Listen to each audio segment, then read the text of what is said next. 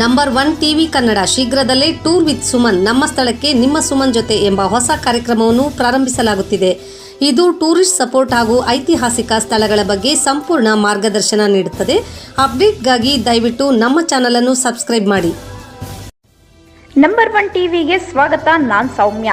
151ನೇ ಗಾಂಧಿ ಜಯಂತಿಯನ್ನು ಹಲವಾರು ಮುಖಂಡರು ಹಾಗೂ ಪಕ್ಷದ ಮುಖಂಡರು ಗಾಂಧಿ ಸರ್ಕಲ್ನಲ್ಲಿರುವ ಗಾಂಧಿ ಶಿಲ್ಪಕ್ಕೆ ಹೂ ಹಾರ ಹಾಕುವ ಮುಖಾಂತರ ಆಚರಿಸಿದರು. ಮೊದಲನೇದಾಗಿ ನಗರಸಭೆಯ ಕಚೇರಿಯಲ್ಲಿ ನಗರಸಭೆಯ ಪೌರಾಯುಕ್ತರು ಹಾಗೂ ಸಿಬ್ಬಂದಿಗಳು ಆಚರಿಸಿದರು.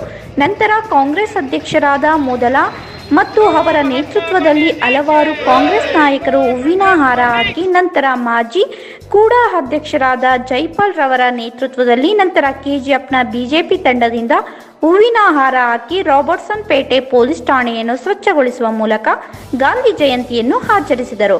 ನಂತರ ಐಡಲ್ ಸ್ಪೋರ್ಟ್ಸ್ ಅಕಾಡೆಮಿ ಅವರ ಜೊತೆ ನಗರಸಭೆ ಸದಸ್ಯರಾದ ಮುನಿಸ್ವಾಮಿರವರು ಗಾಂಧೀಜಿಯವರಿಗೆ ಹೂವಿನ ಹಾರ ಹಾಕುವ ಮೂಲಕ ಗಾಂಧಿ ಜಯಂತಿಯನ್ನು ಆಚರಿಸಿದರು. ನಾನು ನಮ್ಮೆಲ್ಲರ ಆರೋಗ್ಯದ ಹಿತದೃಷ್ಟಿಯಿಂದ ಬಯಲಿನಲ್ಲಿ ಮಲಮೂತ್ರಗಳನ್ನು ವಿಸರ್ಜಿಸದೆ ಶೌಚಾಲಯವನ್ನೇ ಬಳಸುತ್ತೇನೆ. ಶೌಚಾಲಯವನ್ನು ಸದಾ ಸ್ವಚ್ಛವಾಗಿಡುತ್ತೇನೆ. ನನ್ನ ಮನೆಯ ಕಸವನ್ನು ಹಸಿ ಮತ್ತು ಒಣ ಕಸವನ್ನಾಗಿ ವಿಂಗಡಿಸಿ ವಿಲೇವಾರಿ ಮಾಡಲು ಸಹಕರಿಸುತ್ತೇನೆ. ನೀರನ್ನು ವ್ಯರ್ಥ ಮಾಡದೆ ಮಿತವಾಗಿ ಬಳಸುತ್ತೇನೆ. ನೀರನ್ನು ಸಂರಕ್ಷಿಸಿ ಗಿಡಗಳನ್ನು ಬೆಳೆಸುತ್ತೇನೆ. ಈ ಎಲ್ಲ ಕ್ರಮಗಳನ್ನು ಪಾಲಿಸುವಂತೆ ಇತರರನ್ನು ಪ್ರೇರೇಪಿಸುತ್ತೇನೆ. ನನ್ನ ನಗರವನ್ನು ಸ್ವಚ್ಛ ಸುಂದರ ಹಾಗೂ ಆರೋಗ್ಯವಂತವಾಗಿಸಿ ದೇಶ ಪ್ರೇಮಿ ನಾಗರಿಕನಾಗಿ ಸೇವೆ ಮಾಡುವುದಾಗಿ ದೃಢ ಪ್ರತಿಜ್ಞೆ ಮಾಡುತ್ತೇನೆ. ಸ್ವಚ್ಛಮೇವ ಜಯತೆ. ಈ ಗಾಂಧಿ ಜಯಂತಿಯ ಪ್ರಯುಕ್ತವಾಗಿ ತಾವೆಲ್ಲರೂ ಈ ಸಂದರ್ಭದಲ್ಲಿ ಬಂದಿದ್ದೀರಿ. ತಮಗೆಲ್ಲರಿಗೂ ಒಂದು ಸುಸ್ವಾಗತವನ್ನು ನಗರಸಭೆಯ ಸಿಬ್ಬಂದಿಯ ಪರವಾಗಿ ಕೋರುತ್ತಾ, ನಾನು ಈ ನಗರಸಭೆಯಲ್ಲಿ ನನ್ನ ಮೊನ್ನೆ ಚಾರ್ಜ್ ತಗೊಂಡಿದ್ದೀನಿ.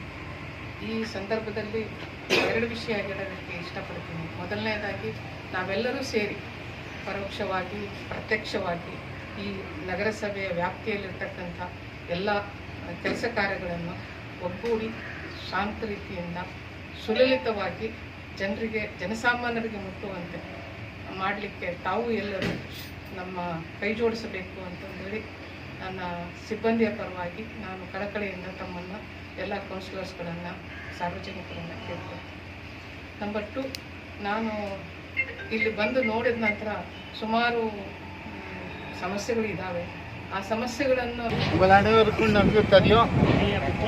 இன்று மகாத்மா காந்தி அவர்கள் நமக்கு சுதந்திரத்தை வாங்கி தந்த பாரத பிதா பிறந்த நாள் 152வது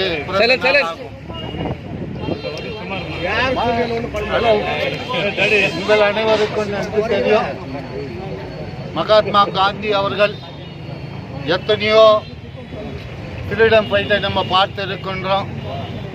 American war of independence, Russian war of independence என்ற பல நாடுகள் சுதந்திரம் அடைந்ததை நீங்கள் பார்த்திருப்பீர்கள். ஆனால் எல்லா இடத்திலும் கன் சவுண்டும் பிளட் ஷெட்டும் தான் இருந்தது. ஆனால் நமது நாட்டை பொறுத்தவரையில் மகாத்மா காந்தி அவர்கள் கன் சவுண்ட் இல்லாமல், சோடு இல்லாமல், கத்தி இல்லாமல், பிளட் ஷெட் இல்லாமல் நமக்கு சுதந்திரத்தை வாங்கி தந்தார். இந்த நாடு இந்த அளவுக்கு சுதந்திரம் தந்து முன்னேறி இருக்கிறது என்றால் காந்திஜியினுடைய அந்த பெரும் கொள்கைகளும் அவர் செய்த சாதனைகளும் என்பது உங்கள் அனைவருக்கும் தெரியும்.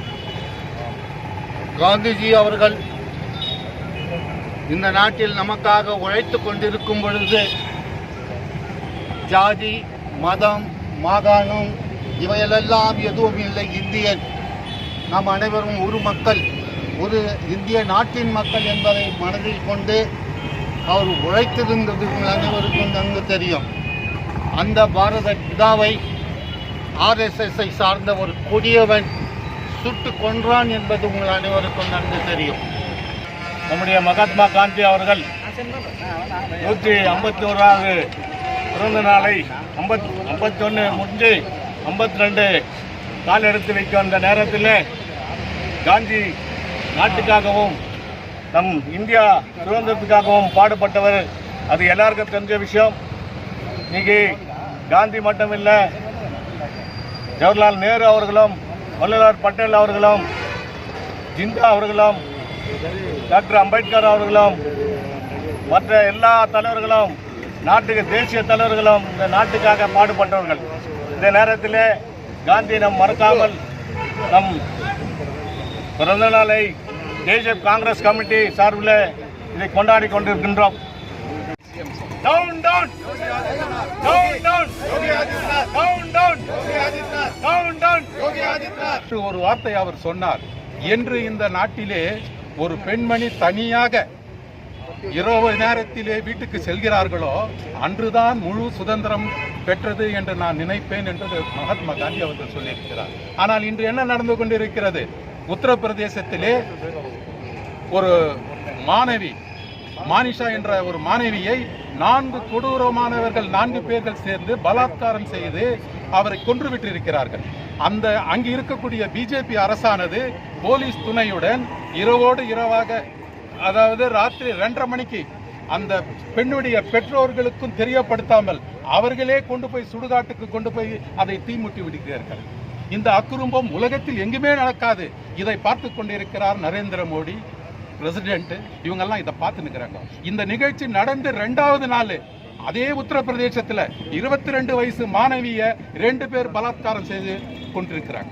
இதையும் பார்த்து நிற்கிறாங்க. இதை காங்கிரஸ் கட்சியின் சார்பில் காங்கிரஸ் அந்த குடும்பத்துக்கு ஆதரவு தெரிவிக்கிறதுக்காக ராகுல் காந்தி அவர்களும் பிரியங்கா காந்தி அவர்களும் அவருடைய வீட்டுக்கு செல்ல போனால் அவர்களை காரில் செல்லக்கூடாது என்று காரை பிடுங்கி விட்டார்கள். சரி, நடந்து போனால் நடந்து கூட போகக்கூடாது என்று அவர்களை கொடுமைப்படுத்தி அரஸ்ட் செய்தார்கள்.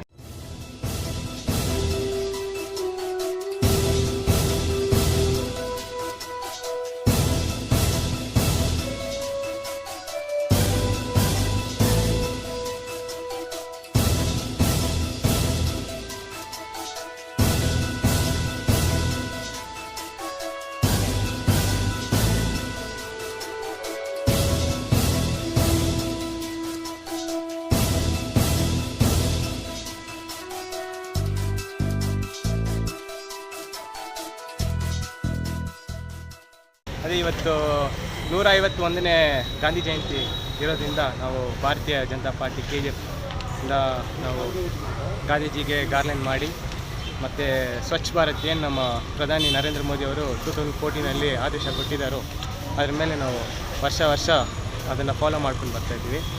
ಈ ವರ್ಷ ಬಂದು ಇಲ್ಲಿ police station, Robertsonpet police ಸ್ಟೇಷನಿಂದ ನಾವು ಸ್ವಚ್ಛ ಭಾರತ್ ಅಭಿಯಾನ ಮಾಡ್ತಾಯಿದ್ದೀವಿ.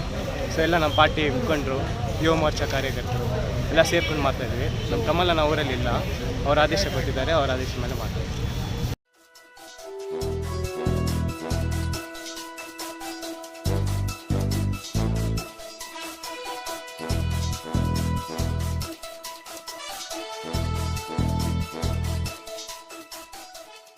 ಇವತ್ತು ಉರಿಗಂನಲ್ಲಿರುವ ಐಡಿಯಲ್ ಸ್ಪೋರ್ಟ್ಸ್ ಅಕಾಡೆಮಿ KJP ಅವರ ವತಿಯಿಂದ ನನ್ನನ್ನು ಭಾಗವಹಿಸಿ ಈ ಕಾರ್ಯಕ್ರಮಕ್ಕೆ ಪಾಲ್ಗೊಳ್ಳಲಿಕ್ಕೆ ಅವಕಾಶ ಕೊಟ್ಟಿದ್ದಕ್ಕೆ ಧನ್ಯವಾದಗಳು ಹೇಳ್ತೇನೆ. இந்த காலகட்டத்தில் உலகம் முழுவதும் இன்றைய நமது இந்தியாவின் தந்தையாகிய மகாத்மா காந்தியடிகளின் 150வது வருடம் பிறந்த நாளை முன்னிட்டு உலகம் முழுவதும் சிறப்பாக கொண்டாடப்படுகிறது. அவருடைய போதனைகள் கடைபிடிக்க வேண்டும். சத்தியம், உண்மை, நேர்மை, தூய்மை, இதுதான் அவருடைய கொள்கை. இது எல்லோரும் கடைபிடித்து நம் தாய் திருநாட்டை அவர் வழியில் முன்னேற்றம் அடைய ஒவ்வொருவரும் பாடுபட வேண்டும் என்று உங்கள் அனைவரையும் கேட்டுக்கொள்கிறேன்.